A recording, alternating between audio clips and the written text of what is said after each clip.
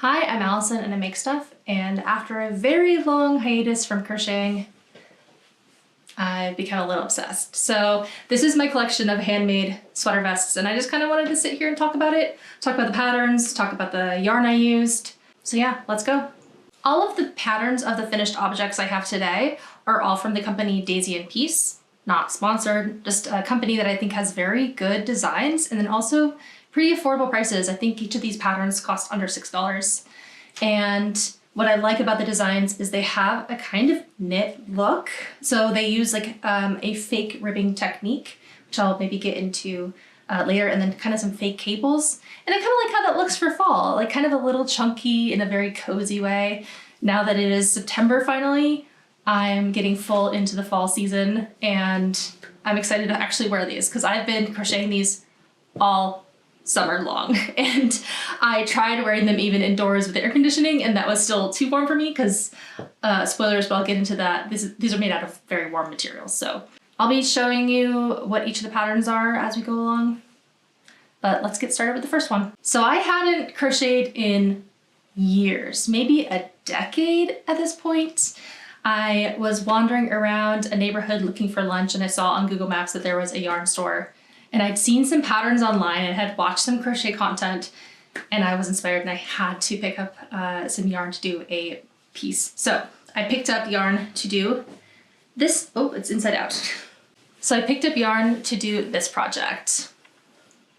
And this is a charcoal gray color. It looks a little shrunk and a little felted because it is. I accidentally put it through the wash. Which is the wash and dry, which is a huge bummer. This is Cascade 220 Superwash wool. So it is a washable wool, but you're really not supposed to put it in the dryer, and the dryer is where a lot of the felting happens. I believe this color is called Jet. It's a dark, heathery charcoal. And this was the first one I did. It seemed like a more simple pattern. It is constructed side to side, and then you add the ribbing on after. And it's a faux kind of ribbed look. And I picked this pattern because it seemed pretty simple. It has a lot of repetition of the same stitches, so I wasn't going to have to maybe think as much. It has also this very beautiful kind of like increase, decrease look with the rows on the neckline that I love a lot. So this was the first one that I made. I realized after I made it that it fit kind of boxy. I did an extra large. I am a mid-sized girly. The patterns from Daisy and Peace, at least the ones that I have done, all run pretty boxy. The fit is a lot more relaxed, especially in the bigger sizes I see, because the smaller sizes on the model don't look nearly as like drop shoulder.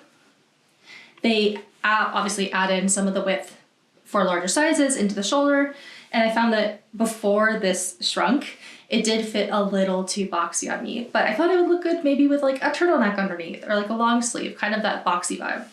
So I still love it. The pattern is Vest 28. All of their patterns are numbered. And the pattern, I find that this company does a great job of giving you a lot of information on what type of yarns you can use, on the sizing, all that, the gauge swatch, you should see on the label of the yarn. So I took this into my local yarn store, and the folks there were actually able to help me find a yarn that worked well with the pattern pretty easily, which is great. The pattern says to use DK yarn, but I believe this is actually a light worsted instead. The gauge information on the label of the Cascade yarn matched the information on the vest pattern on Etsy, so it all worked out. Before I shrunk it in the dryer, it actually fit pretty true to the sizes that they say it'll come out to for the size that I picked out. I felt so inspired after finishing this because I felt honestly like I could crochet anything. I think it turned out pretty professional for my first like garment. I had made hats and scarves before, but never like a sweater or a vest or anything like that. So I am very, very excited. After the success of that project, I went straight into another sweater vest. How many sweater vests does a girl need? I don't know. I guess we're finding out together. I really liked how the Cascade yarn turned out, so I decided to do another vest in the Cascade 220 Superwash. This one I did in the color Shire, which is this beautiful heathered green. I'm sure on camera it doesn't show, but there's like little threads of kind of golden and like, you know, bright green, and then the deep greens and blues. It is absolutely beautiful in person. This pattern is called vest number 50 from Daisy and Peace. I felt like I kind of knew a little bit more of what I was doing, what to look for in a pattern. What I loved about this is it uses, I believe this is called the wheat stitch, to create these kind of faux cables up and down the sweater. Like the previous one, and like all the ones I'm going to show you, these are all worked side to side. I tried something different with this. I actually did a tiny little bit of alteration to the pattern. The only thing I altered was instead of 4 of the repeats on the side, I did 3 to make it a little bit smaller. Otherwise, I worked this up as an extra large as well. And something that I noticed is that in the larger sizes, because there's this repeat, you have 2 options. You do 1 repeat or you do 2 repeats. I followed the instructions for the extra large when it came to the repeats for the shoulder, and I ended up doing 2 repeats, which also gives me kind of too boxy of a look. I also think I made my ribbing a little too loose, and I should have made it tighter to fit the contours of my body a little bit better instead of kind of sticking out a little bit. And I'll kind of show some clips of me wearing the garment and kind of show you what I mean. So those are the things I guess I would change about this.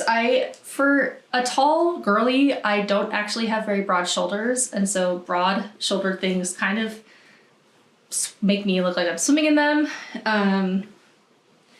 But I do love the color. Obviously, green's my favorite color. And I still think this would also look good, kind of styled similarly to the gray sweater with like a turtleneck or with a long sleeve underneath it. So I think this will still be really great for fall. And the Cascade Superwash 220 is a wee bit itchy, so not something I would want to wear against my skin for sure. With maybe some undeserved confidence, I did a new version of that wheat stitch sweater vest, the vest number 50 pattern. I did this one in Cascade Superwash Merino. And this is the first time I'd worked with Cascade Superwash Merino. I made this cropped, so I took, in the pattern you can kind of see how many stitches the repeat is, and I removed enough to make this a lot more cropped on my body. And then I also only did 1 repeat for the shoulder instead of 2 repeats, like I did for the previous one. And I much prefer the fit of this one. So I think my advice would be, as you're looking at these patterns, to look at the finished garment, measure that against a garment you already have, and use that to determine size instead of using your measurements, your body measurements, because most of these patterns actually give a lot of ease. For instance, this pattern recommends 5 inches of ease, and I prefer closer to like 2. Also, when you block these pieces, they will relax and stretch out a little bit. So keep that in mind as you're making it. So when I first made it, it fit super close, and I kind of like that fit, kind of like more crop top style. And then after I blocked it, it fit a little bit looser, but I still really like it. And also stretched a little bit lengthwise. So that was version number 2 of Vest 50 in the Superwash Merino wool. And I believe the color of this is Bordeaux Heather. As you can see, I love the heathers. I think they look so beautiful and textured. And yeah, I really like how this turned out. And it's a lot softer than the other superwashes. And this, I think I would actually wear against my skin if I wanted to. It's a little see-through, so I'd probably wear a tank top still, because the wheat stitches do provide like a bit of a hole underneath it. But I do think this is way softer. I might make like a sweater out of this yarn in the future. And the last sweater vest in my collection is Daisy and Peace vest number 54, which I did in Cascade Superwash Merino Flame Heather. What I love about this sweater is it has these really beautiful bobble details. I did this in a size medium, I believe, but I believe I also cropped it a couple of the horizontal repeats. Like all the sweaters, these were constructed side to side. And so I made sure to take a couple of the repeats and crop it up as well because I like that cropped fit. I actually have quite a short torso, so I think things that are really long kind of like remove my curves. I think the fit of this one is the best out of all of the ones I have made. I think the length is perfect. I think the shoulders are the right length, the right width as well. I love the bobble detail. It's really beautiful. And also the faux ribbing using the back loop stitch. And I think I did the best job on the armhole ribbing. I think the armhole ribbing on this one also fits the best. Overall, my experience using these patterns was really great. Like I said, not sponsored at all. These are just patterns I found on Etsy that I thought looked really good, and I wanted to let y'all know that the instructions were very clear. They had links to videos with the stitch examples, so it taught you some of the stitches visually if you learn visually better. I will say that the sizing tends to be really boxy, especially in those higher pattern sizes. It's not super inclusive. XXL is the largest size that they offer, but if you look at the finished garment, because they kind of fit a lot boxier in those larger levels, you may find something that fits you. I think it would, I kind of disregard sizes when I'm looking at patterns, and I look more to the measurements because I know that sizes are super arbitrary. But yeah, so not super inclusive. I didn't have any issues, so I had no reason to contact the designer, but overall I had a really great experience. I think for I would say a reborn crocheter, maybe someone who's crocheted a lot in their youth, took a very, very long break and came back to it. These were pretty easy to follow. The gray sweater vest, the first one I did, was the first pattern I had ever followed in my entire life. Everything else I had done was freeform. And I felt like it was pretty good. I had always been really intimidated by knitting and crocheting patterns, and it was really easy to follow, and I think it really turned out great. So all in all, positive experience.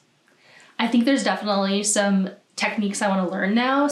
I want to do the riscus top, and that involves doing, I don't know if you call it color work. You have two colors in the same row, and you carry the yarn behind. I don't know what that's called, but it looks super cool. I've seen a lot of really cool examples of that one. I am working on a cardigan, and I ran out of yarn. I lost yarn chicken, so I'm waiting for some yarn to come in, and that will be the first ever cardigan I've ever made. And I think I may be going into my cardigan era because I think I have enough sweater vests. I have kind of one of all of the major colors I wear, except maybe blue. Yeah, so I have a lot of crochet projects. Maybe I'll have you follow along.